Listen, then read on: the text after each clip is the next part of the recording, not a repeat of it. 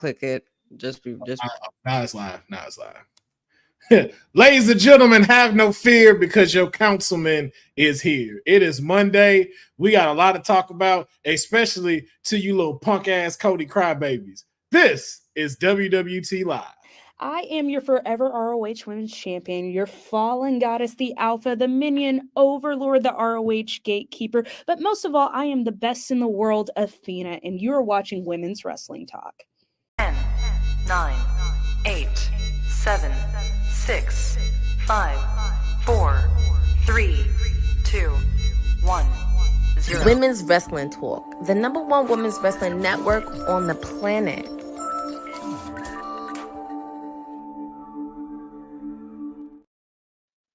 Ladies and gentlemen, welcome to another episode of WWT Live. I'm your councilman, Pharaoh. Now, before y'all say anything, Monday has been Mondaying, okay? I know we're supposed to be on at 3 o'clock. I know we got to be done by 4:30 because Raw starts. So, Dylan, I don't want to hear shit, all right? I don't want to hear nothing. I don't want to hear nothing in the comments. We know, but we here. And we got a lot to talk about today. But for those that are joining, welcome. Do I have a lot of hostility right now? Yes, because I did not eat my sandwich today. And this is what happens when your blood sugar is low. But yet I am still here for all of you. And I'm not by myself. I have what I consider a star-studded panel of wrestling experts. Coming down the stage first, we have the all-star fandom man himself, one of the one of the head of the board of the Final Bosses fan stable. We got Mr. Dion Moore in the building, man. How are you doing? What's up, man? No, I'm happy. Thanks for that introduction too, man. I have been a fan of the People's Champ, and nothing's going to change that. Got it right here. Be bullish. Exactly. But like I said, we're not alone. We have the PR princess. If you don't know nothing about AEW, this woman will give you a full 4-year course on why AEW is here to stay. And she will slap the dog shit out of you if you ever disrespect her Dolphins. Ladies and gentlemen, Courtney Rice is in the building. Hello. Happy Monday. Yeah, if you're a football fan like me, yesterday my Dolphins were in deplete, but they're going to come back. Play next Monday night against Tennessee. They're going to be fine, but I am here. It's Monday. We're continuing USA week. And also, Grand Slam is this Wednesday. So there's a lot of wrestling to cover. Yes, we do. And then, ladies and gentlemen, we have my tag team partner, the sweetest Oos. If you ever check in on Mondays and Fridays when the pots are being stirred for the predictions to come, and also a diehard Steelers fan, we got Wrestling with Honey in the building representing her team. I guess they had a victory. They must have scored several slam dunks at the field goal post this past Sunday because she is just all happy right now. Listen, we did a lot more than just slam dunk, okay? We are 3-0. We are one of 4 teams left in the NFL that are undefeated. Thank you, Justin Fields. Thank you, Mike Tomlin. Well, hopefully they make What's up, mofos? Happy Monday. Yeah. Here's hoping they make it to the NFL Finals and get that championship. You know what? A 7-game series, right? Yeah, exactly. But yeah, game 7, right? That's normally where y'all go get the victory. Yeah. And we got that nigga Jacob here. Oh my God. Oh my God. That Jacob. You know what? I ain't got to take this shit. I would have left too, man.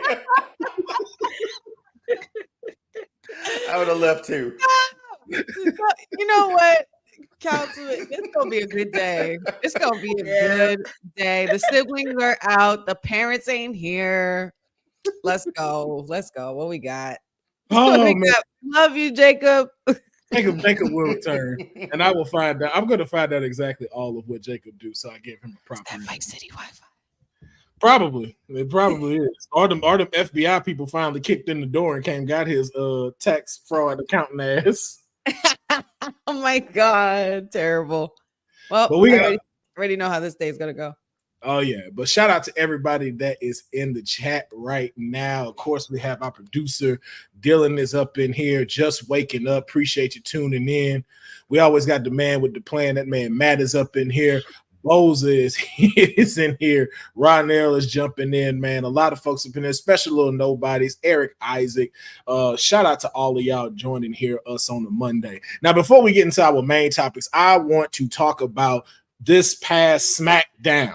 All right.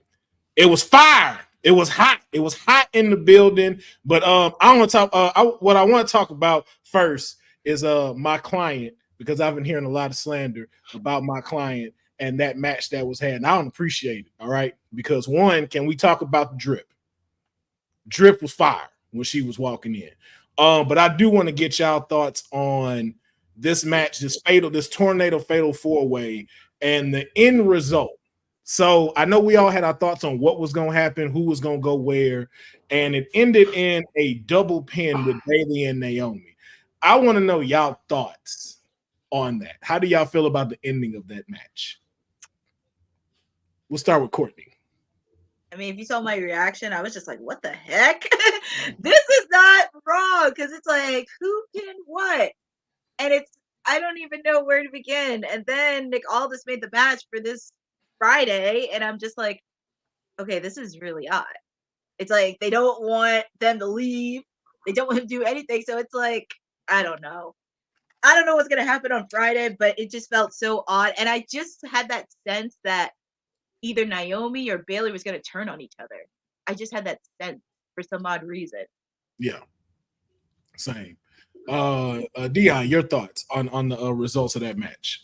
Yeah, I mean, I felt like they were extending it a bit. They were like, okay, let's extend it. But just to go back to the stipulation at the beginning, I didn't like that to begin with. Like it should have been something other than that. That's all I'm saying. It didn't make sense really. But no, I'm looking at what they did. They're like, okay, we can stretch it out. But I'm picking up what Courtney's putting down, or putting down what Courtney's picking up. Whatever. I think Naomi might turn heel. That would be pretty dope if that were to happen. Because Bayley's already done her heel, right? So yes, she's done her heel run, and now she's back to that Bayley that could have been that hugger Bayley at this point in time, right? Just a little bit more evolved. But yeah, I didn't understand the outcome, and we'll get a definitive winner. Well, maybe we'll get a definitive winner this week, or they must make it into a triple threat and draw out even more drama from it, along with Tiffany with her briefcase. So she's fine. She knows when she needs to cash in. And I've always said it with Naomi. If she does flip, fear the glow. That's what she need to run with. Fear the glow. Writes itself. That writes itself. I'm like, ain't even got to really change nothing. And go into some just different, like more meaner neon colors. I'm like, fear the glow. You ready? Honey, your thoughts on that match? I think as one speaking from experience who likes to stir a pot really well, I think that this match was supposed to do just that with the chemistry between Nia Jax and Tiffany Stratton, along with Naomi as well as Bayley. I think that they pretty much are trying to throw us off, but we can't stray and we can't follow down too deep of a rabbit hole. It's as simple as it gets, guys. Mm-hmm. This screams Bayley heel turn. Bayley, like, because obviously the face run wasn't doing it. Just saying, I need ding dong hello, you idiot kind of Bayley back a little bit. Just a little bit, because Nia's doing her thing. We got the heel run for her. You already see the baby face being built in Tiffany when that cash in happens, because we all know, unfortunately, that is going to happen. Unfortunately for our queen as well, because remember, we were rooting for Nia as well as Tiffany, not realizing that we put ourselves in this very predicament right here, Councilman. So I think that this is just another way for them to stir the pot for the women's division. I think there's also an X factor. There's also going to be an X factor in this particular situation. I just don't know who or what it is or where it's going to come from. But yeah, it would make sense for it to obviously be put together as a triple threat, considering that they didn't really come to an agreement on who was actually pinned and who got the pin last week. But I was kind of expecting that. Yeah. The Bailey face run isn't working for some people. Hell really? no. No? Hell no. Hell no. The only reason why it don't work is because your original face thing was so big that nothing else you do is going to It'll never be bigger than that. It's unfortunate. You're not going to top Hugger Baby.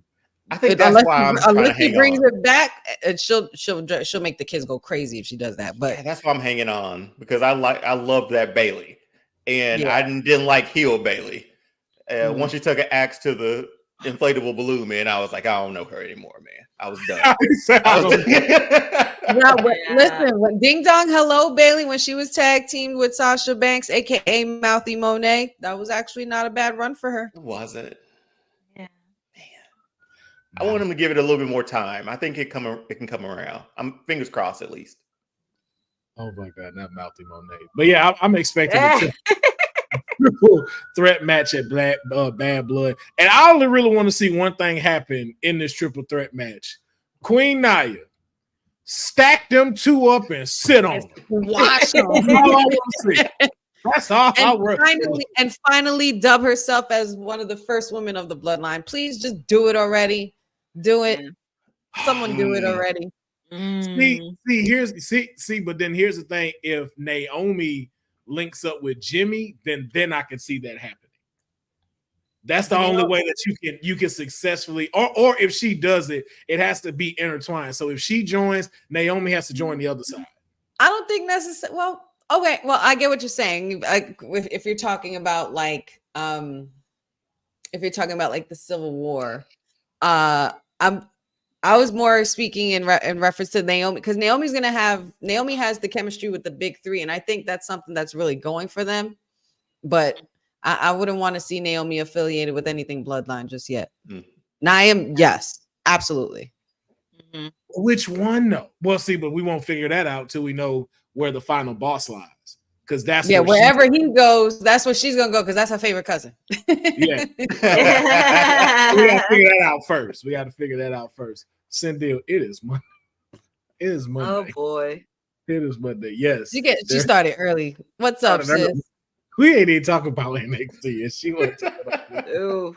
Yes, for those listening, Lola Vice was in the match. She got the team with Jada Parker and Julia, the most relevant she's been since taking the most pop rocks in one match. Defining my in her young career. That's the damn.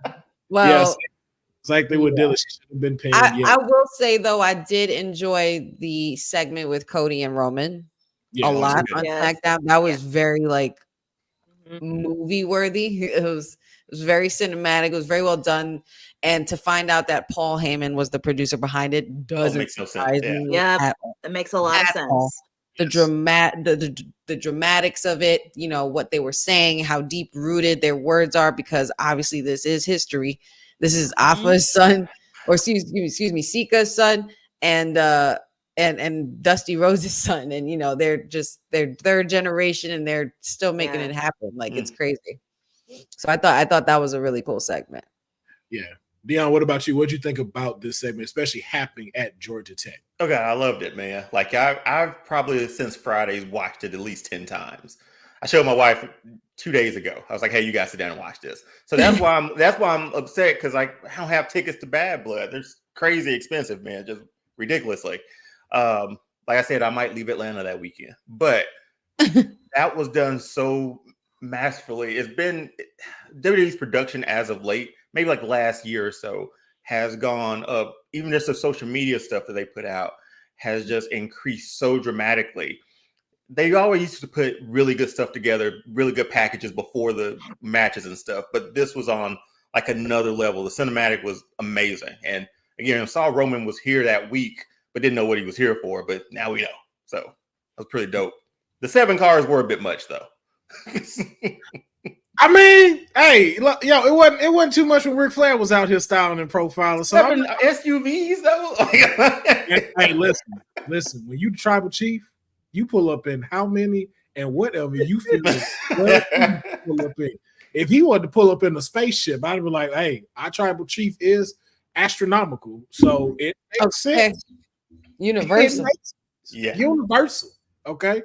Courtney, your thoughts on that, and then the question I also have for you is, could AEW take a page from something like that and just something so cinematic? And then who could you see something particular like that being used for with two AEW stars? Well, first off, not just Paul Heyman, I got to give credit to the video crew, to everybody in that production staff, because they all deserve a pay raise for that one. That was just incredible.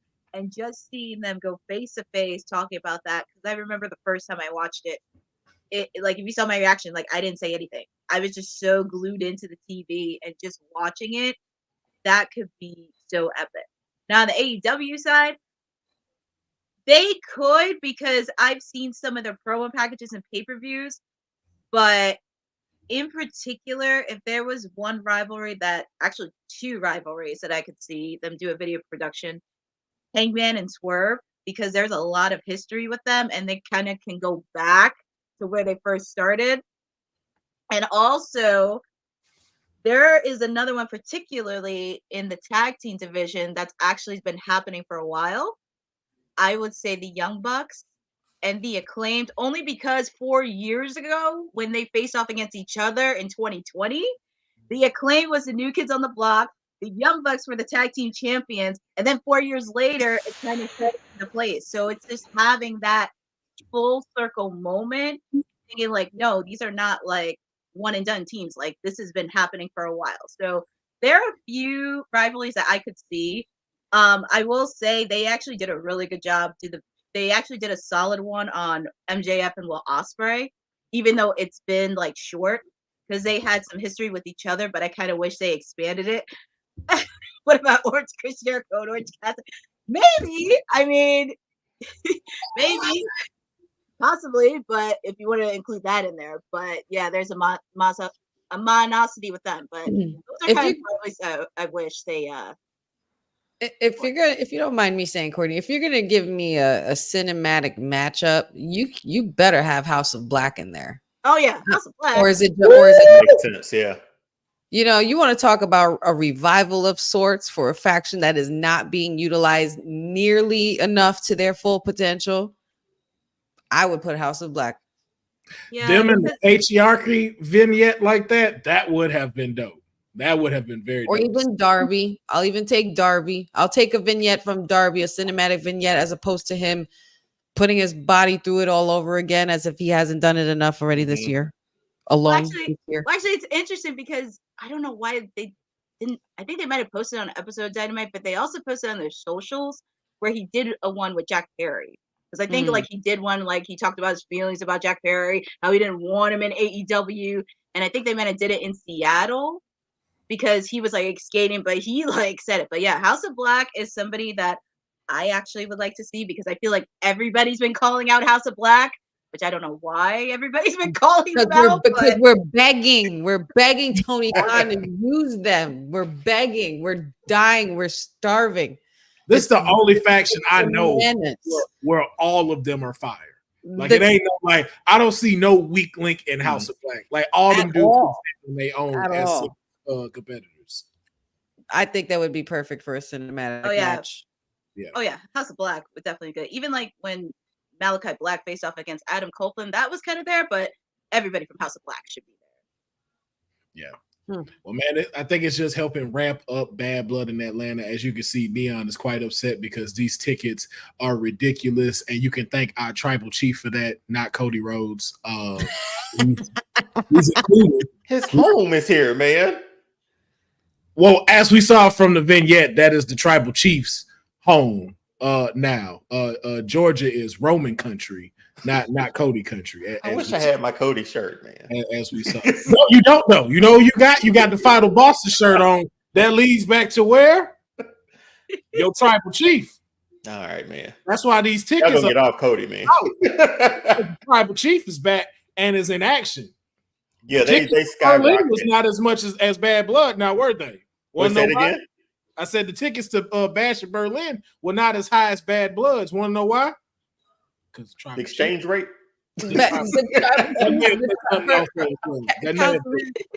Councilman, the tribal chief was nowhere near Bash in Berlin. It was a Timu tribal chief.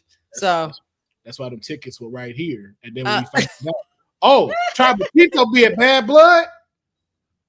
My hand ain't even where the ticket price. Y'all don't even know why I stopped at. Because that's how I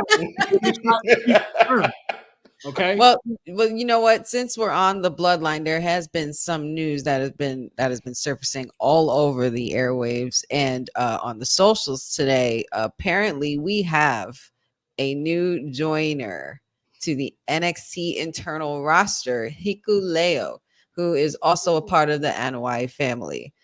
This is a big freaking deal, man, because now it's like, all right, we finally know it's happened. His name and WWE have been affiliated for quite some time, and now it's actually official. He is a part of the NXT internal roster, and 7 foot Samoan. Anyone takers? What do you guys think? So I got a question I got to ask you, Dion. So we've seen from, let's say, for instance, we've seen from Solo Sikoa's run in NXT. It was very quick and abrupt before he called up. Do you see the same thing happening to Hikuleo, or does he get a solid run in NXT first before moving up? And I don't know. Once I saw the signing, I was like, another one? And I was like, the whole company is going to be stacked with them. By the time it's over. But no, they have been for 50 years. Exactly. But now we're like, again, connecting those dots and that whole bloodline now. I'm like, good grief. But will he get a run? I think it'll be good to give him a solid run at NXT for now. I don't know. Him versus Dylan, you might have hit the nail on the head with that. I'm going to agree with Dylan. That's why you give him a sizable run in NXT to be that person who takes down, because they kind of did that for Solo a little bit, you know, in the beginning and stuff like that. Then all of a sudden he shows up on the main roster and he's Roman's enforcer, and who knows, we might get the same journey with Hikuleo. Courtney, I'm gonna let's just post this out there just because it's for shits and giggles, and I want to ask everybody else here in the chat as well as you guys.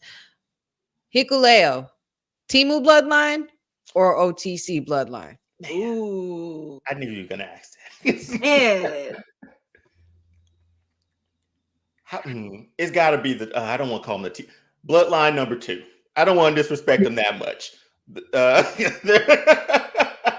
Timu is a very respectable site, sir. Not only here for us, but someone respects Timu somewhere.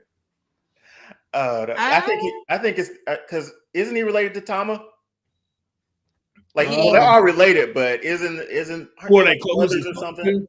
Let me look that up really quick. Because I think he could join that one, but I don't know who the OG bloodline has for him. I'm going with his OG. Father, his father's Haku, so yeah, Tongaloa is his brother. He can't turn his back. Yeah, I mean that would make a lot of sense. He would join Team New Bloodline. I mean, Solo did it to Jimmy and Jay, and he was like, "Those are my brothers." When he said that to Roman and everything, and he still betrayed him. Yeah, and the thing is, these guys. And the OTC needs someone to combat Jacob. Like having the werewolf, and then you got this 7-foot monster. Like there ain't no stopping them then. And so it's like you need something that at least balances the scale a little bit. And then we still like don't know if that's the final boss's bloodline too. It's like now who is gonna stop all of them? Yeah, I don't know, man. It's tough to say. But nonetheless, Hikuleo has been added to the NXT internal roster. Do we see a long run for him, Courtney, or do we see him obviously getting a speedy push all the way up to the main roster? I pretty much start off a little soon. They did sign to NXT, and I definitely want to see him in a really good, solid rivalry. either with Obafemi, and you have that partnership with TNA. Maybe somebody from TNA could challenge him. So there's a lot of options and possibilities that he could have a really good, solid run in NXT. And plus, it'll give an opportunity for people who are not familiar with him or don't follow the whole family. They can give an understanding. And like Vic Joseph, he could give a background on like who he is, who's he related to. So it gives people an idea. Yeah, I agree with Courtney. I would like to see him establish himself first as somebody, especially like being 7 foot and all of that. And then that's another thing too. I want to see someone at his height stand out. Like we seen what happened with Omos. Like Omos could have been that next great giant, and we didn't see nothing come of it. Like, no disrespect in being in the bloodline and stuff like that, but I don't think he'll get the initial shine that he should, other than just being muscle. Like, I want people to see, like, yo, this guy can go. This guy is really something amazing to see in the ring, and not just used as another bodyguard in a bigger story. Yeah, if he were to have a nice, decent, solid run in NXT, I'm definitely betting on him challenging Obafemi for the North American title. He's probably the first person I've seen that's actually legitly threatening to Oba's title reign as far as stature and his look, size, and everything like that. But we got to see what he's able to work with. I mean, we know he's had experience overseas as well. So, I mean, we're just going to have to wait and see what they gear up for. But if he's in the hands of NXT and Shawn Michaels, I'm not worried. I'm not worried.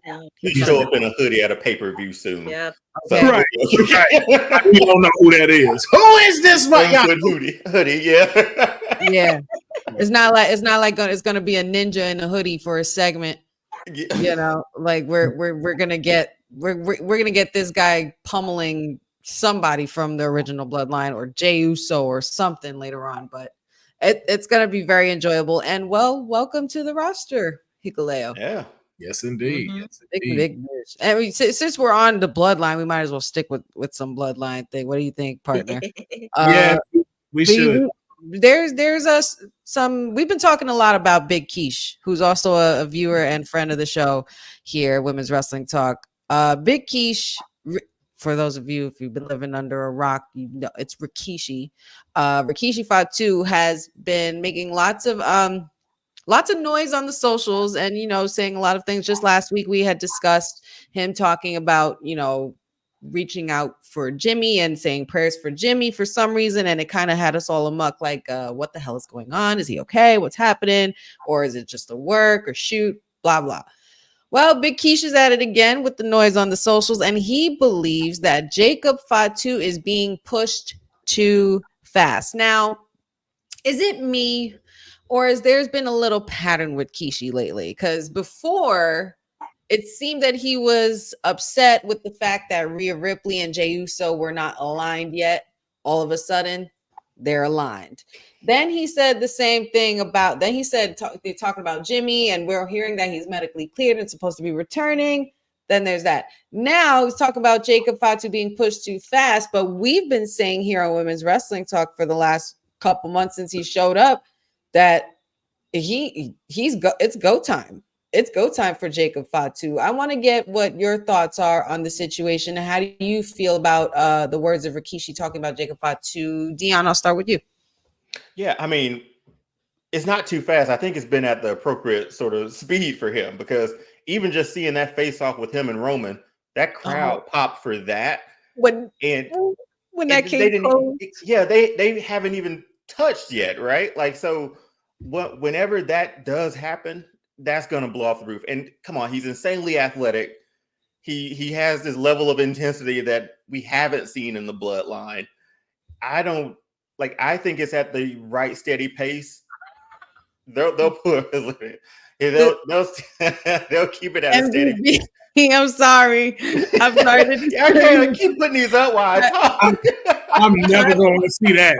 The tribal cheat. That is so good. That is so good. Now you gotta get them tattooed. Now if you watching this, you gotta get your cheeks tattooed. But appropriately, it's at the right speed, because just look at the pops he's getting, look at the reactions he's getting, and even that moonsault is a thing of beauty, right?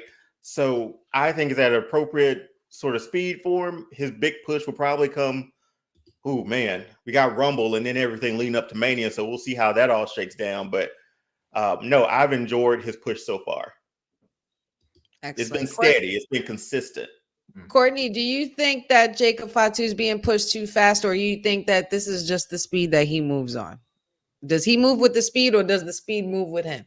I don't think it was too fast, because when he came in, he just came in at the right time. And he just came in as this man who was like a wolf, and I'm like, who is this crazy Just person? crazy. Yeah. Like, he just came in like a wild man. So he's starting to build up slow. And plus, he wrestled with a goddamn walking boot.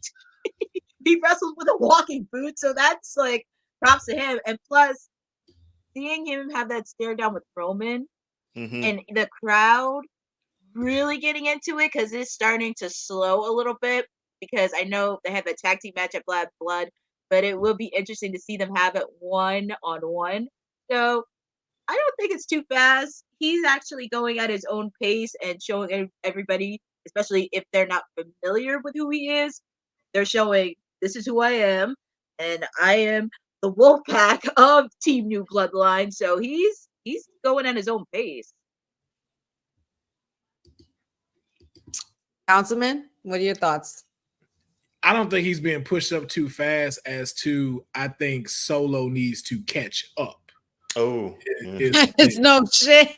No, boy, let him know. Let him know, tag partner. Let him know. Yeah, that's really what it is. Yeah, it is fight or flight. Either you're about to step it up, or you're gonna get passed up. And I think that's really it. Like, we've seen Solo get better with each week, but again, too, like, you decided that you can fill the shoes of the tribal chief, and unfortunately for him, with us in the WWE universe, you've compared yourself to this man. And so in every aspect of mic delivery, in-ring performance delivery, outside of this, it's like, yo, you have some big shoes to fill. And now you also have this werewolf clipping at your heels, to where it's like, yo, put him in the front as to how you presented this as this renegade bloodline. So it's just like, yo, like, Solo got to get more sadistic. Solo's promos have to be more sinister. When he's out there, you have to show why these three are around you and look to you to be the leader.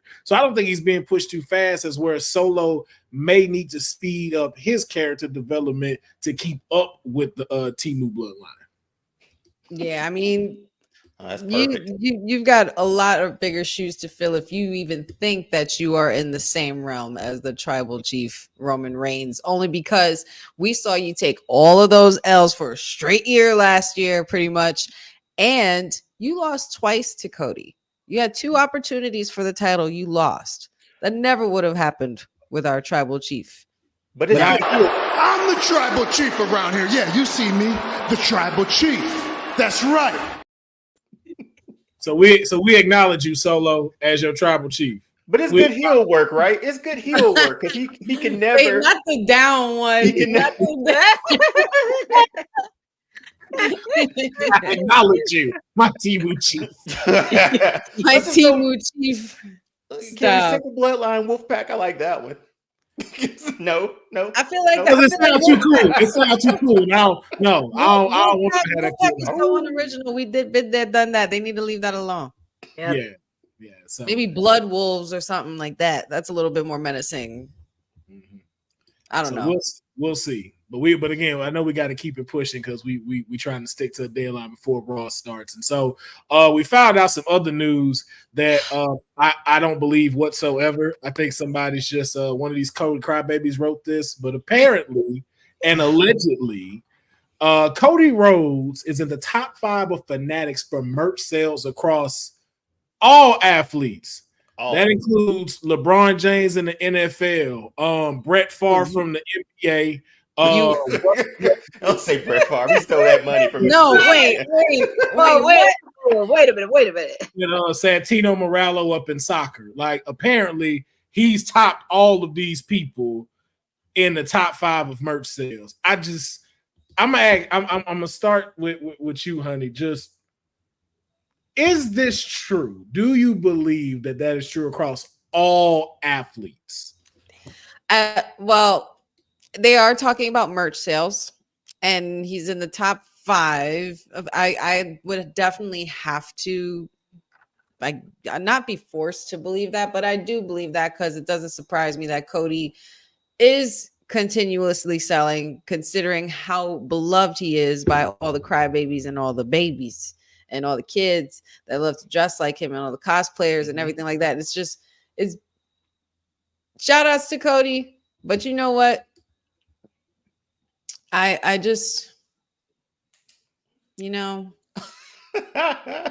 okay. You sold a lot of merch.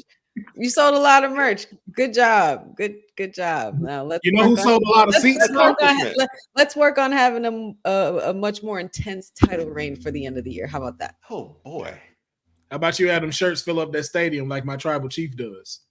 Out on bail, first out of jail, California dreaming. As soon as I step on the scene, I'm hearing hoochie screaming, fiending for money and alcohol. That's your champ. That's y'all champ, y'all. That's y'all. You Cody Crybabies. That's y'all champ. You see that? Is it just me though? I don't like that he did that. Hey man, it happened though. It happened. It happened, but I'm like, it made me smile. It made me smile. Yeah. And I love that song because everybody knows when that verse hits, you go crazy for that verse. I just don't know how you turned into looking like a 56-year-old father of 4 when you did that. Like, I don't know. But Dion, as a Cody shirt owner, how do you feel about knowing that he's in the top 5? So I bears letting know WWE Shop is a Fanatic site.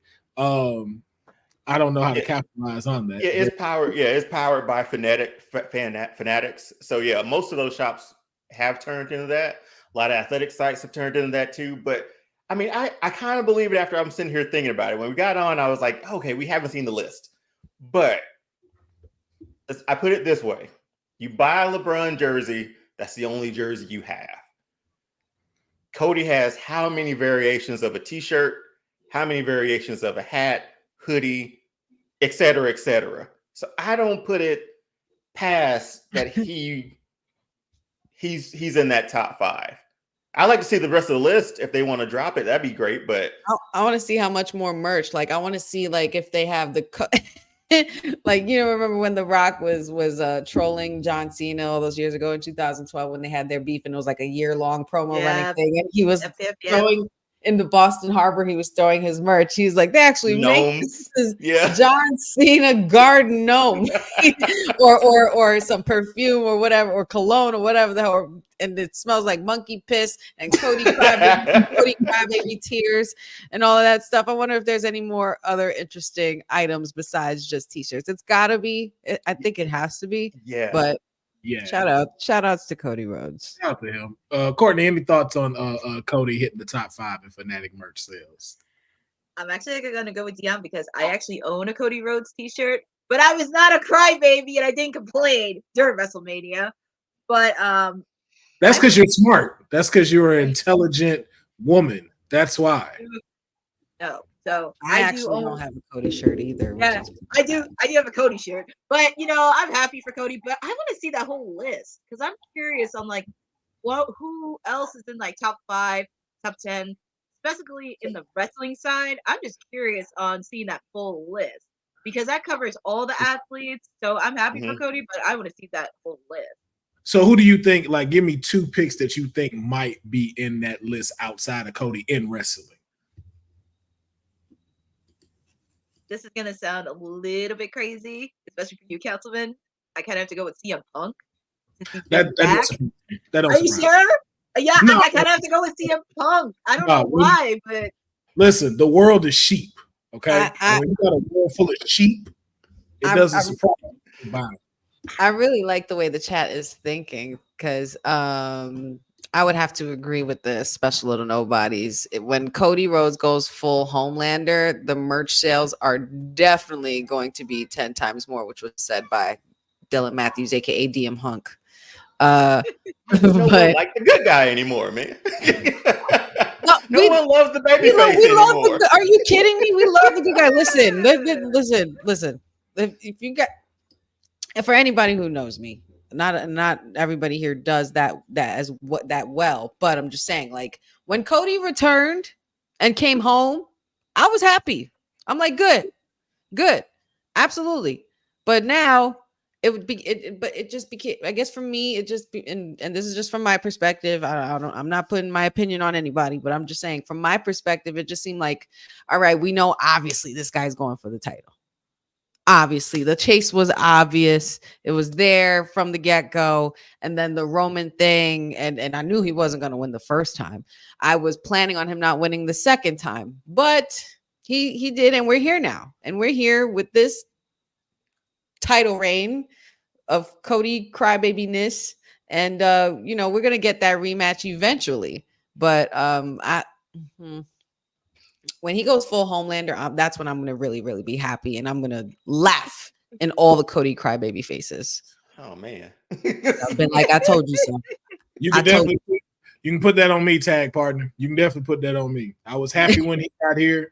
And then y'all want to decide to deny me the great one and my tribal chief. Look what you got from the great one now, man. You got a hell of a character with that final. See, this your prop. See, this the problem with all the Cody crybaby. Silver liners, that man. happened with Roman. Silver That didn't liners. happen because of that basic bitch.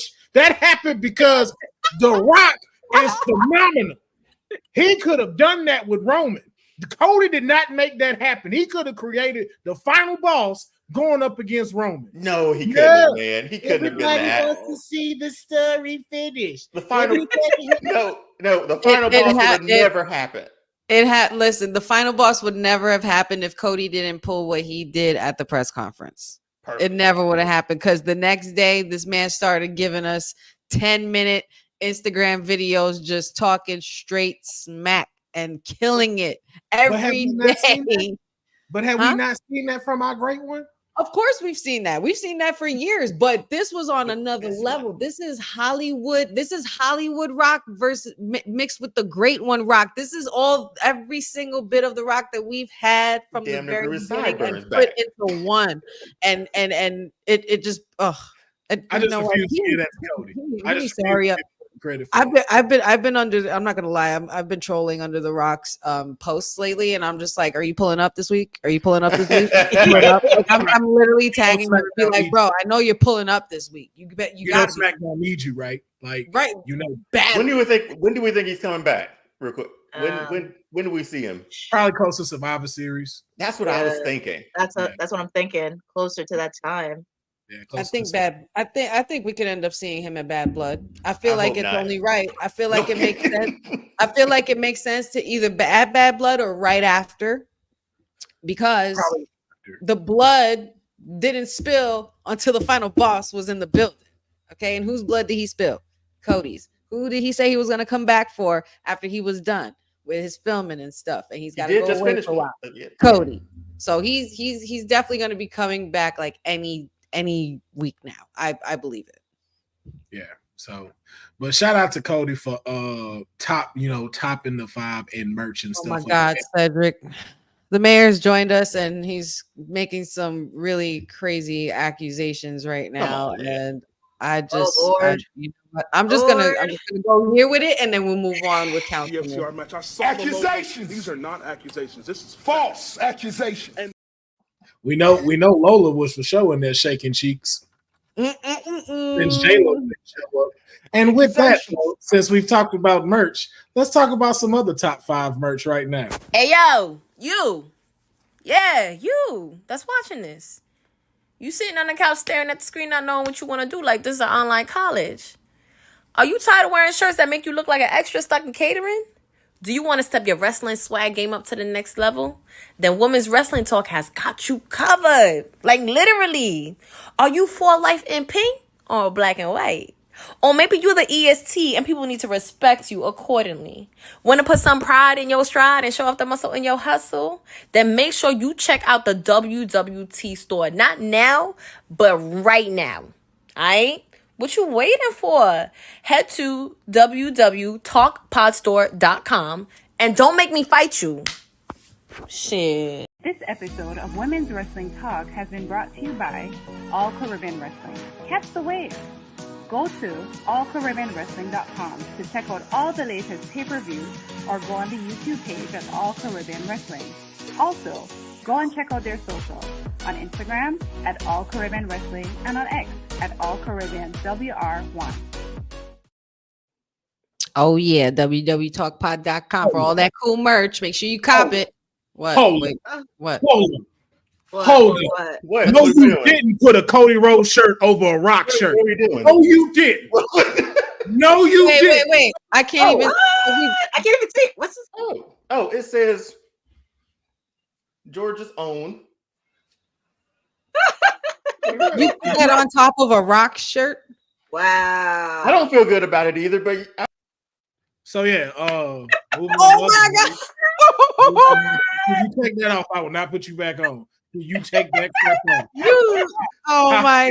I ain't gonna be like that. I ain't that person. I was gonna say, give me a second. I'll take it. I'll switch it. I know. Because I do have another one. So, but at least you let us know you do have one. At least you know you do. Oh my god! We talked about the final boss returning back to Survivor Series, and just that, I guess that rolls into our next story as we have been talking about Survivor Series. And Rhea Ripley has recently let us know who she would name as her War Games Dream Team. Honey, I'm gonna let you take this one away and let us know who has Rhea decided that would be her War Games Dream Team she would go into battle with. I think this is actually a pretty nasty list. I'm not mad at this list at all. And I know somebody in here in this chat would be very happy with a couple of these names. Miss Cindy, I'm talking to you. Rhea Ripley has named her War Games Dream Team. And we know that Rhea is the queen of War Games. Well, one of them, because I'm just saying Io Sky. Io is the queen. Okay.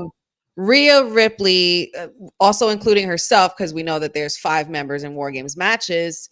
Rhea Ripley has put herself, Bianca Belair, Jade Cargill, Io Sky, and Kairi Sane. That is an absolutely disgusting War Games dream team for sure. We know that 4 of them have experience in War Games. Kairi Sane, Io, Bianca, and Rhea. Jade Cargill, I don't think you want to be locked up with her anywhere in a War Game. So, but for Rhea to choose these women, what do you guys think of this list? Is there anything that you would change or keep? Courtney, I'll start with you. Hold on, and I just want to add one thing to that. With knowing this list, what team would you put together to come back against them? Okay, gotcha. And I'll make it even more juicier. They don't have to just be in WWE. You got the full world. Oh, go ahead. All right, Courtney, you got you got first. I actually do like that team. That's a pretty sick team. With With all those ladies, I can't even think of that. Now, of course, if I had to pick with Liv Morgan, of course, I mean, hey, it's only fair for her if she went up against Liv Morgan at Survivor Series. Sorry, I'm like looking at the chat. I mean, look, if I have to do Liv Morgan, I could see Tiffany Stratton be in there. Tiffany. I'll just throw one in there from NXT. Possibly Roxy. I could see being there. And I'm also thinking tag team wise, because which female tag teams? I would say probably Chelsea Green could be a wild card. I could see with Liv. Nice. And I'm just gonna throw a left field curve out there, even though it may not happen. Alexa Bliss. Nasty. All vicious. Very good names. Yes. Councilman, what about your list? I like these lists here in the chat. You guys let us know in the chat as well. Ooh, y'all gonna have to come back to me on that one. Okay. Well, Dion, you got how many I need? 6? 5. How many? 1, 2, 3, 4. Okay, I got it.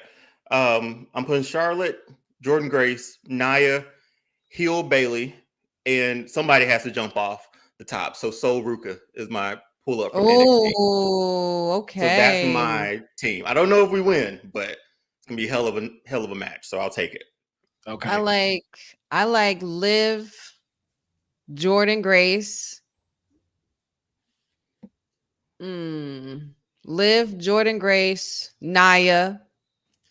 Yeah. And let's see. Oh, Zelina Vega and Tiffany Stratton. Okay. How many I need? 5? 5. Of course, my 2 clients are already in this. The greatest women's world champion out right now, Miss Roxanne Perez. I'm also gonna go with, of course, Miss Tiffy in the bank, Tiffany Stratton. But I'm also gonna pick Julia to be in there. Julia, Oscar, and then for my 5th one, I'm gonna go with Stephanie Vacour. Okay. I'm gonna go with those. Then again, there's so many other ones too, because there's ones in NXT that I didn't even consider, like Sol Ruka. Dion said Sol Ruka. I would even put Jada Parker in a freaking War Games match. Yeah, that would be epic. Yeah, but yeah, they think those are pretty solid lists, and I think that's a very solid list by Rhea. I mean, those 5 women in a cage locked in with another group of women. I feel bad for the other group, quite honestly. It's no shade. That's tough. That's tough. That's tough to go up against. I'm not even right. Yeah, but let's just dive in really quick for just the announcement that Reality of Wrestling has. They have announced a new tournament called the Sherry Martel Classic Tournament, and of course, I don't think it could be any more fitting because Sherry Martel is one of my personal favorites.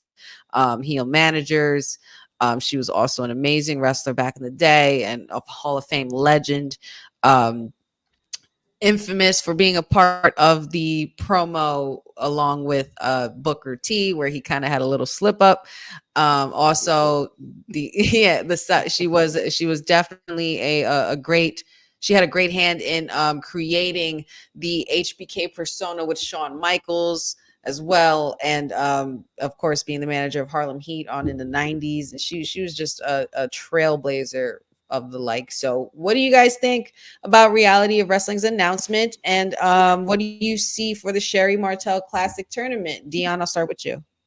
No, this is great. If you ever heard like Booker T talk about Sherry Martel, he and Stevie Ray loved her. He credited her with a lot of like that up and coming Harlem Heat in WCW. So I think, is this the first one they've done? I feel like you said this. He's run this tournament before. Either had an deal. Yeah, it was in like April of 2022. Okay. So I'm anxious to see who's on the card for it. Obviously, Reality of Wrestling has kind of linked up a lot with NXT lately, so it'll be pretty cool to see what talent from NXT comes down from that, and then obviously other independent talents on that. But I think it's like Booker T just giving her flowers, man, a show of appreciation for somebody who meant so much to wrestling. Like you said with Shawn Michaels, right? Like that person, she sang his original, she sang the original theme song initially. When he made the turn. Yeah, so she's been like just woven through the time of wrestling. I don't think you can tell the story without her. So having a tournament named after her is huge. Yeah, and Booker T loves her, so that's great. Yeah, I heard that Carly Bright, who's an NXT superstar, she had aligned herself with Idris Enofe and the other gentleman's name, and I can't remember what it was, but it'll come to me. But she will be featured, I think, in this tournament as well. So it'd be really cool to see what other kind of surprises that they could come up with. Boza here says Emily May Heller. Shout outs to Emily May. I love Emily May of Reality Wrestling. Revealed that there will be some surprises showing up for the tournament, which should be really, really cool. Councilman, is there anybody in particular you see that you would like to see join in on this tournament? You know exactly who I want to see in this tournament. Oh boy, there it is. But Idris Enofe and Malik Blade. Thank you very much, Dylan. I appreciate that. But I'm assuming that we are talking about your client, the Queen of Pop Rock City, Roxanne Perez. Yes. Okay. Yes, indeed. And I would love to make my return down there to Reality of Wrestling. Never got to be on the card, but definitely got to help with training some of the cats. Shout out my boy Mysterious Q and Vegas. Used to wrestle with these boys in the ring at Reality of Wrestling. And my boy Brad Gilmore. So I'm excited anytime we talk about ROW. And I think just with all the tournaments that you have happening, like again, just seeing some of these women really start to get their shine and just show like how much of a pillar they really are in this wrestling community. I think it's just dope, and I think it's really cool to see Booker continue to put this on. But I would love to see Roxanne Perez there, and honestly too, I would love to see some of the women from All Caribbean Wrestling maybe get on there too as well. I would love to see just them be able to get they shine because they are amazing, and I think just to continuously be put into those spots, I love to see that. So hopefully we get some of those pop-ups, but I think just like last year, it's going to be a really good tournament. Yes. Shout outs to our All Caribbean Wrestling, our amazing sponsors. Courtney, any thoughts on the Sherry Martel Classic tournament? And is there anybody in particular you'd like to see as well? Oh, I'm so excited for this one. And Sherry Martel, a lot of women to this day say that was one of her biggest influences. Like Victoria said, like she adored Sherry Martel, and she was one of the reasons that she got into wrestling. So I'm excited for this, and of course, it's WWT Live, so we got to support all the ladies here. And I'm excited to see. I mean, I would not be shocked to see anybody from NXT. I would love to see some girls from the TNA Knockouts be a part of that tournament. I don't know any in particular, but it would be nice to see some of the Knockouts be a part of that because that would be exciting. Also, anybody from the independent scene, I would love to see be a part of it. Booker, he's doing his thing. He's doing what he does best, and I'm excited to see what he's capable of for this year. I know there has been announcements of a few people from NXT, but it would be nice to see not just women from All Independent, but I would love to see some TNA Knockouts be in that tournament. Excellent. Yes. I think it's going to be very interesting to see how this classic tournament unfolds. I love that they're naming these tournaments after legends. Like you got Dusty Rhodes Classic, and then you have the Sherry Martel Classic, and what was the other? There's another one. There's another one that has somebody. Oh, the Andre the Giant Battle Royal. Like I love things like that because it just continues to tribute all the predecessors and Hall of Famers that came before us, and it's just paving the way for new talent. And it's going to be really dope to see what Reality of Wrestling comes up with. And can't wait for all the surprises as well for the Sherry Martel Classic tournament. Let's take a little dip our toe outside of WWE for a moment, and let's talk about AEW. And I'm going to definitely pose this question first to our PR and media princess here at WWT. It has been announced that AEW pay-per-views will soon be streaming on Max, and I'm sure a lot of people are going to be excited about that. Courtney, any thoughts on this transition from pay-per-view to now a streaming platform for AEW? And which pay-per-view do you think will be the first one to stream on Max? Oh my God, by the grace of God, yes! It's been a long time coming. Yes. No more $50. I know exactly. No more $50. Yes. And I have HBO Max, so that's even more better. First off, I'm excited. This has been conversations going crazy because it's like, oh, it's not true. So I said, you know what? Let's just fall into place. I'm not even gonna worry about any dirt sheets, and I'm just like, yes. The first pay-per-view I would like to see. I would not be shocked if it's Wrestle Dream. If it's not Wrestle Dream, then it will be Full Gear, which that would be the next pay-per-view. So it would be easier. Yeah, that would be true for if it's on HBO Max. But yes, I am just excited because they're continuing that partnership with Warner Brothers, and also just really continue that because I was just like, yes. But I predict possibly, if not Wrestle Dream, it'll be Full Gear. That'll be the first pay-per-view. And if they could get archive footage from all the TVs, from Dynamite, Collision, Rampage, then I'll be a happy camper. Mm-hmm. Indeed. Dion, any thoughts about the pay-per-view switch for AEW? I felt like it was inevitable, right? Like we've been conditioned since like what 2014 that we don't spend money for pay-per-views anymore. We stream it. Yeah, like yeah, $9.99, right? That started it all, right? So I felt like it was inevitable. If Max or Warner Brothers then decide to put it on, I think that was a little disservice to themselves, because you can sort of see how Peacock and that deal went for WWE, even just the WWE Network in this infancy when it first started. WWE was forward thinking, and I think that's what everything's moving to. Maybe like 10 years from now, we might not even be talking about ratings anymore. So I think this switch was bound to happen. They need to move the whole catalog over. That will only help improve their fan base too. And again, we talk about ratings not being a thing after a while, but it would help currently for them to get eyeballs on the product too. Just depends on how that whole deal works out. But yeah, I don't think I paid for a pay-per-view in 10 years. I guess it'll be 10 years now. Like, I'm not gonna lie, I've been guilty of purchasing a couple of pay-per-views for AEW just for the sake of anything. But the first one that I did spend like official on was Sting's retirement, because there was no way I was missing that. But I think it's gonna be really, really interesting to see the transition in viewership and how much further their viewership is gonna go from the pay-per-views as opposed to what it's going to look like when they see those streaming numbers, because the streaming numbers is where it's at. Everything you stream video games, you stream TV shows, you stream anything, and I think that's definitely going to affect the results for AEW and what they want. I think this is also probably going to help with how well they proceed and how much further they go with this Warner Brothers deal that they're currently in talks about. And yeah, I mean, let's see if the chief strategy, whatever the heck officer, position officer, if Mr. Fake TK could get it together and finally give us the product we've been waiting to see. I mean, I know that I'm not going to sit here and say that AEW is all bad, because it's not. But it's just, I feel like it's always been a work in progress with AEW. It's hit or miss every time, and you need to stay consistent.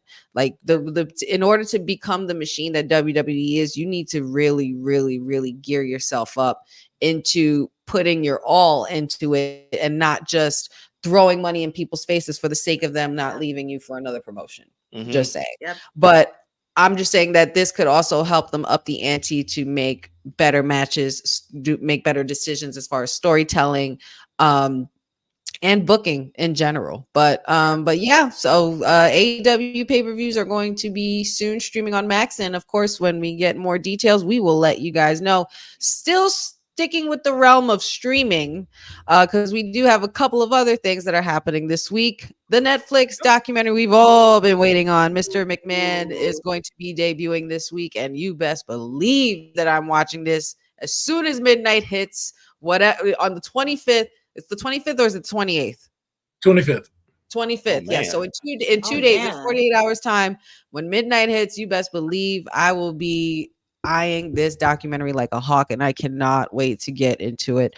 We did talk a little bit about it last week.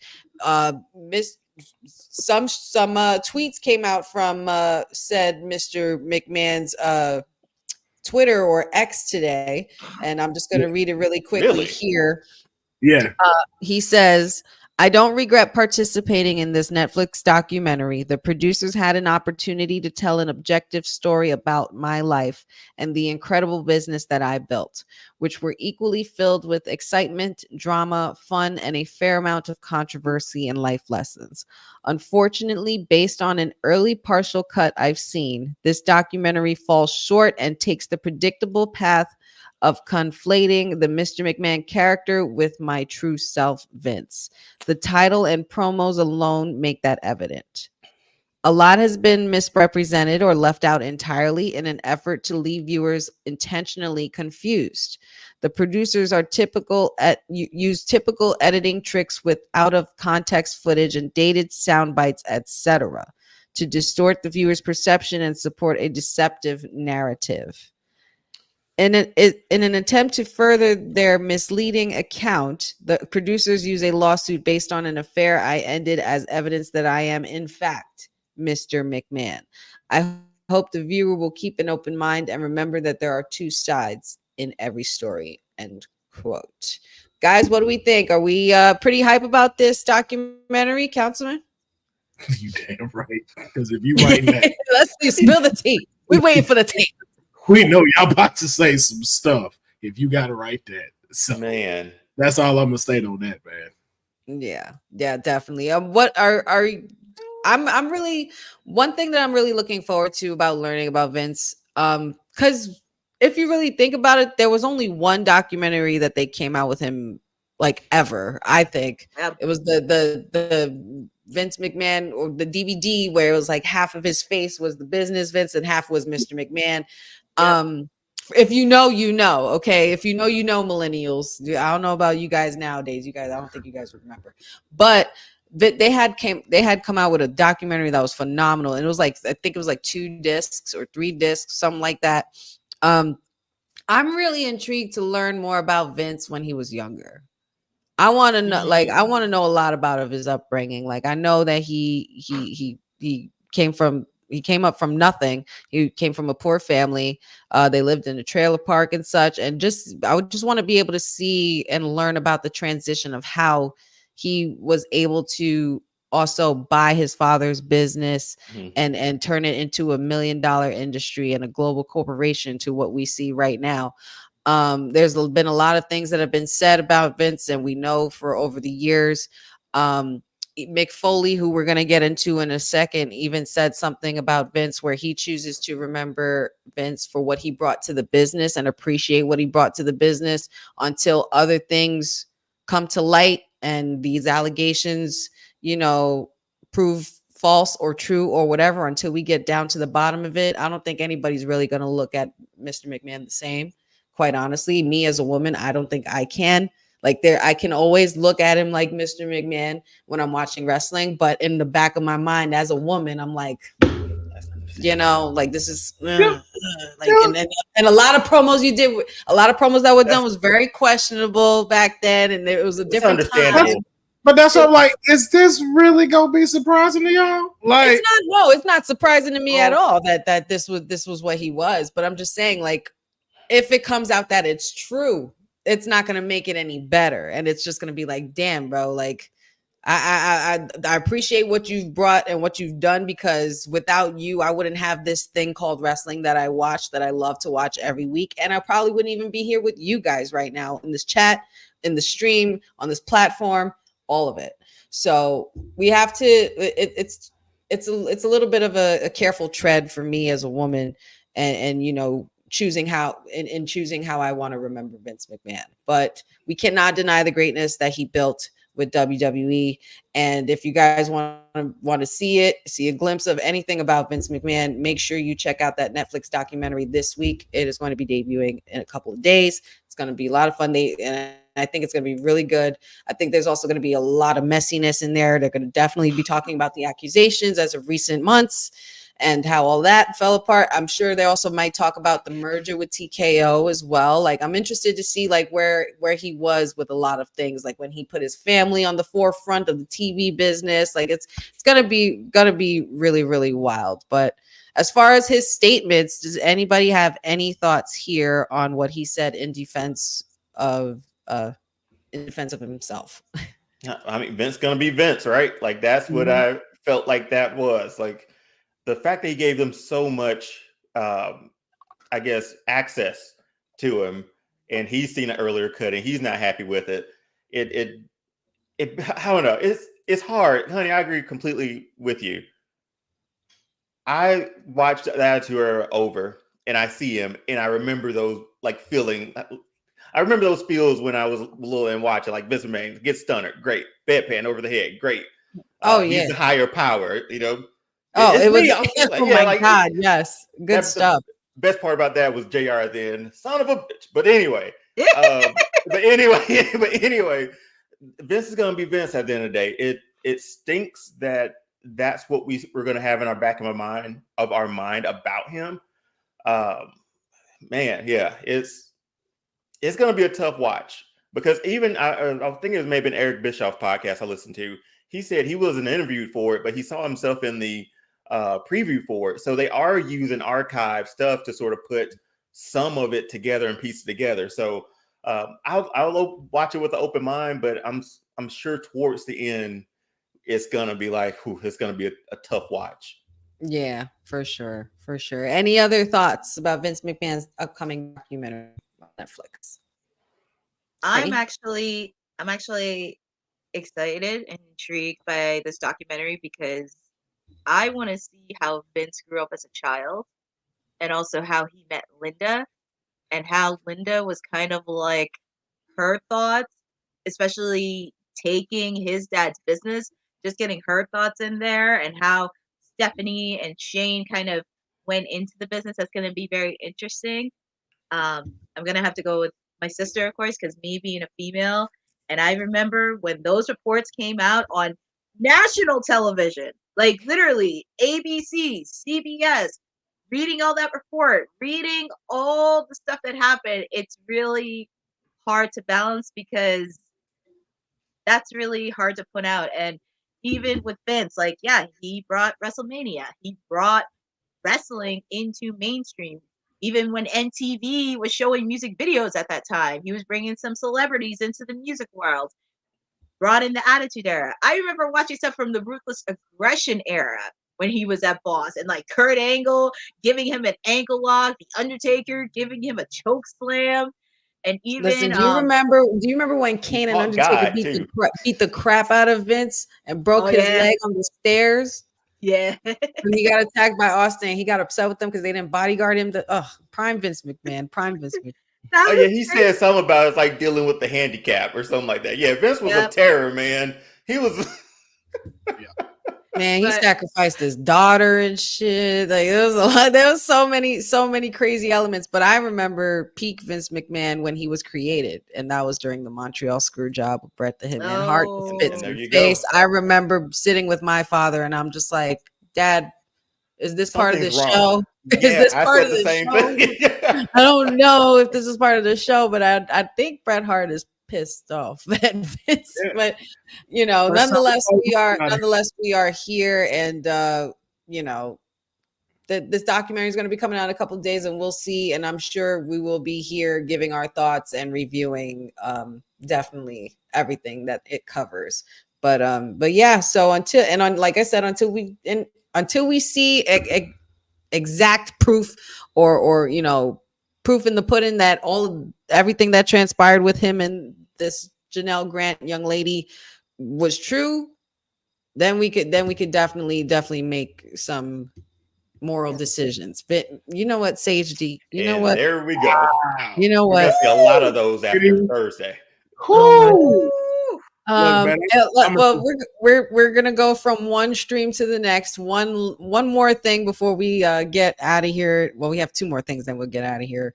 But we have WWE really quick is going. Since he's here, Mick Foley has signed a new Legends deal with WWE. And what are your thoughts, guys? Councilman, I'm really intrigued to hear what you got to say about this. I'm sure his son is very happy to know that he is back within the WWE and will be doing a lot of fun things. Hopefully they will flannel up together and do some cool stuff at these conventions and these cons now that he is back within the WWE. But I just like seeing these legends like get these deals and being able to continue to get the shine that they deserve. Like we see these clips of them all the time and all the stuff that they've done for WWE. So I'm just glad to see that these folks are being taken care of even after all of the sacrifices that they've made for the world of wrestling. Mm-hmm. Yeah, definitely. What about you guys, Courtney or Dion? Any words for or about Mick Foley signing a new Legends deal? Yeah, WWE's locking them up, right? They at the last pay-per-view, I think they had the Legends box too. So I think I don't know, maybe Jacqueline's signed one too. So I mean, they're locking them up. Honey, I commented on your post of it. I was like, WWE 2K25 is going to be amazing because I'm going to have the entire Attitude Era roster from my universe. Oh my God. I'm cool with that. I'm cool with Absolutely. that. But yeah, they shouldn't be anywhere else. They should be there. That's where they made their name. That's where they made their career. That's where they're remembered the most. Yeah, they well deserved on any legend that gets their Legends deal. Yeah, They live definitely. on forever. We also really quick before we get into Raw, because I know Dylan's got to do our clips for Raw. WWE, since just to further remind us that we are still ushering a new era, a whole few months later. WWE's content on Hulu is set to expire this Thursday. So if you haven't caught up on anything WWE on Hulu, I suggest you do. Or if not, you can download Peacock and get that. But the only thing I'm just gonna go that really quick. The only thing that they said that will stay as an original series and remain on the platform is going to be Bianca and Montez's love in WWE. So shout outs to that beautiful couple, and shout outs for them being a mainstay on Hulu. WWE, I don't think it needs Hulu. No, I really don't think so. Move Bianca show. I'm not mad at this movement. Peacock, so I can cancel my Hulu. That's all I have. I'm ready to cancel the Hulu account. Ain't nothing else on there, man. Nothing's on there here. But like Dylan said, man, we got to get to this Raw preview. And, you know, since we were talking about Mick Foley, obviously Mick Foley's son. Sammy Foley. Sammy Foley, Mick Foley Jr., or if y'all like to call him Sami Zayn, will be in competition with Ludwig Kaiser tonight. Hopefully he'll be able to pull out a victory. I hope not, because I don't want to see him face Gunther, but apparently some of y'all do. So that is where we are.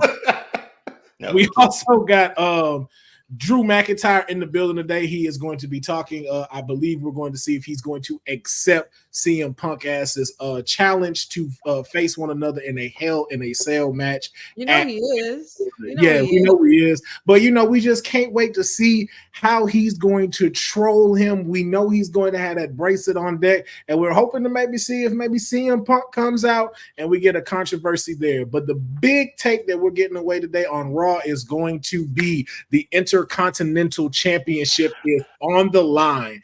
The champion Braun Breaker is going to be taking on main event Jey Uso. I want to know from y'all, does main event Jey Uso finally grab that singles titles, or will the dogs be barking tonight as Braun Breaker remains Intercontinental Champion? Dion, let's get your thoughts. Shenanigans, man. That's all. When I look at this picture, I say shenanigans. Move. I'm done. I'm out. That's it. I'm done. I'm truly am done.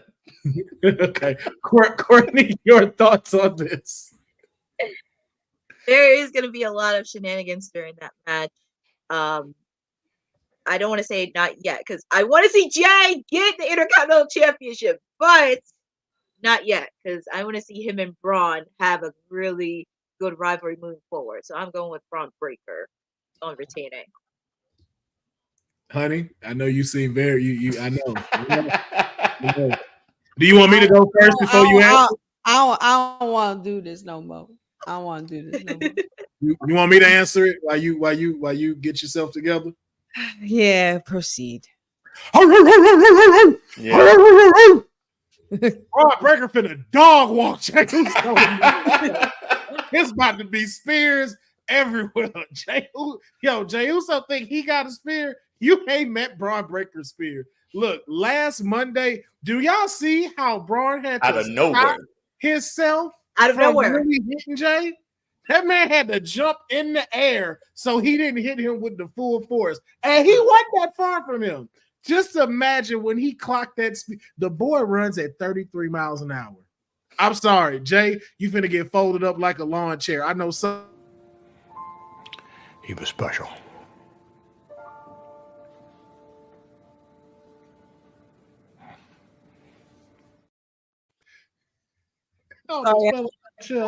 Sorry. I got sun in my eye. But ladies and gentlemen of the WWT universe, it is with a heavy, heavy heart and a very sad heart that I will not be rooting for Jey Uso. I am predicting Braun Breaker to win this match. I don't want to go against the Yeet Master. I love the Yeet Master. I'm yeeting all day, every day, all day yeet. Not no yeet, because I see some no yeets up in here. We'll get into that in a second. But yeah, the dog's gonna be barking. And I definitely smell shenanigans. And for some reason, guys, I felt it today. I don't know if anybody saw my honey pot predictions on the socials, but I feel something in the air. Something is in the air. I think somebody's coming, something's returning, or something is resurfacing or debuting. I don't know what it is, but During this match? business is picking up. I don't even know if it's for this match, but I'm thinking just starting tonight, from tonight going into the end of the year, shit's going down. We going from yeet to yikes tonight. I'm predicting someone's Air Force One is flying off his foot tonight. That's what's going to happen. There's a lot of no yeets. No yeets in the chat room. Yes, yeets. I see them. Oh man, I don't know. Much love to Jay, man. But I think the dogs will be barking tonight. But you can catch this and so much more that's going to be going down. It's going to be Raw. It's going to be. I don't know how long Raw is going to be. Is it 3 hours? Is it 3 hours? It's still 3. Hours. It's still 3. We're still at 3. We're still safe. Yep. I don't believe nothing they say no more. So however long it's on before them credits roll, you're going to get that. Also, to send Deal's point, I would love to see what the continuation between Bianca Belair and Io Sky takes place after that loss that happened last Monday. Oh, yeah. So, which was shocking. Yeah. Very that was very. But a lot of people don't. You can't sleep on Bianca and Io Sky. Bianca and Io Sky had some nasty matches in NXT, title matches too. So when I saw that match, I was like, "Ooh, I'm gonna need another one of those. I want another one of those." But so hopefully that leads to some tag team action with her and Kairi Sane when she's a little bit better. We are just gonna have to see, as Dylan is saying, Jay is definitely going to the upper room tonight, but you're gonna have to catch this on Monday Night Raw, which is about to air in whatever time it is, because I'm not gonna count that from 4:37. I don't know how many minutes that is, because it's Monday. I'm tired. Be 20. At least 20. Yeah. We're 20-ish away from Monday Night. 20-ish. That's it. So hopefully y'all can check it out. Watch Monday Night Raw, and also peek in the crowd to see if you see our mayor there, as he said that he might be popping up on tonight's Monday Night Raw. Let's make sure that he gets that same love that we gave to the professor when he was on NXT. And if you have it screenshotted, send it to us so we can definitely put it in the chat so we can root for our mayor. We like cake over here. I hope you got that sign, man. Every time. If you don't, you need to make that sign for tonight, y'all. So before we get up out of here, I want to make sure everybody knows where to follow and support y'all. Honey, where can everybody find you? Everybody could find me nowhere near Hand-Me-Down or Mouthy Monetville. You could always find me in Wyatt Six City, which I'm really, really, really wondering where they're going to be at tonight. So I'm really, really intrigued, and I'm really excited for Uncle Howdy and who his next victim will be.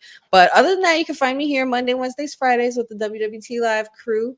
I have my honey pot predictions up on the socials, so make sure you guys check that out. All my socials are Wrestling with Honey TikTok, Wrestling with Honey Instagram, Facebook Wrestling W Honey, and there's a new podcast coming to town, the Wrestling with Honey podcast. Like and subscribe on YouTube. Tell your friends about it. Yes, indeed. Dion, where can we find you? Yeah, I can find me and my partner Doc over at All Star Fandom. Pause.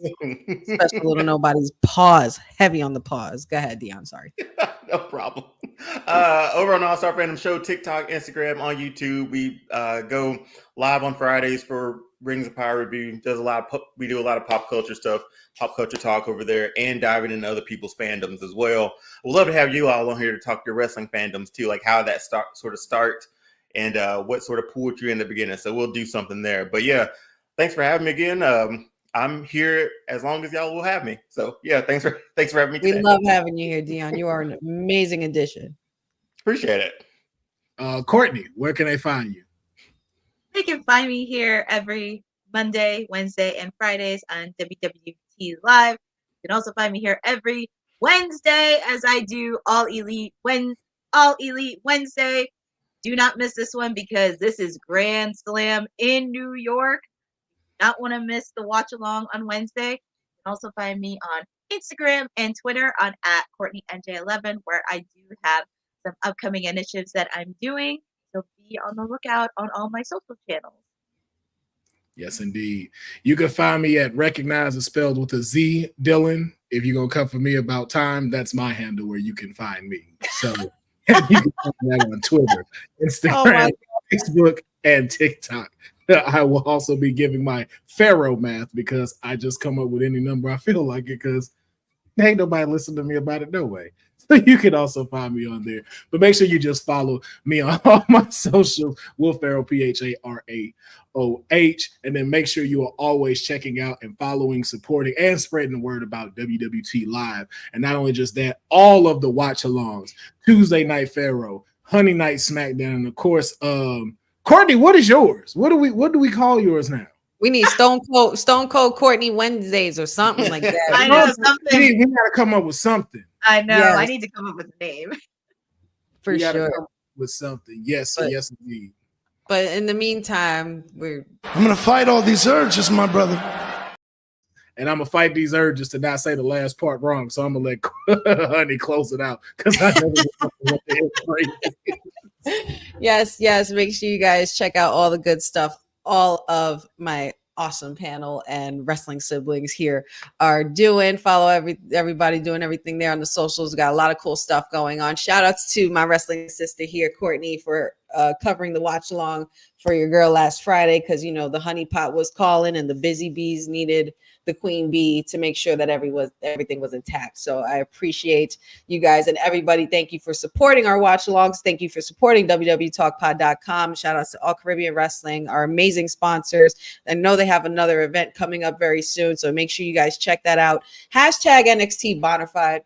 Shout outs to Professor. Shout outs to the boss lady. Shout outs to all team WWT and shout outs to everybody in the chat as well. We got DM Hunk Dylan, our producer from the future. Monday Night Mayor is loading. Cedric, have fun. Cousin Ron, Samoan Watchman, great to have you. Patchu, aka Matt, love you very much. Let's see who else we got. Cindy, always a pleasure. Eric, Isaac, Boza. I don't like missing anybody, so I just like to make sure I just read through everything. MDB, 999, Special Little Nobodies. Yeah, man, it's gonna be a great night. I think Sage D, thank you so much for joining. Mr. Opinionated, shout outs to you and everybody else, all in the chat, all in the viewers. Appreciate all of you guys supporting us all the time. We appreciate your energy. You guys are the reason why we do this. JD, shout outs to you as well.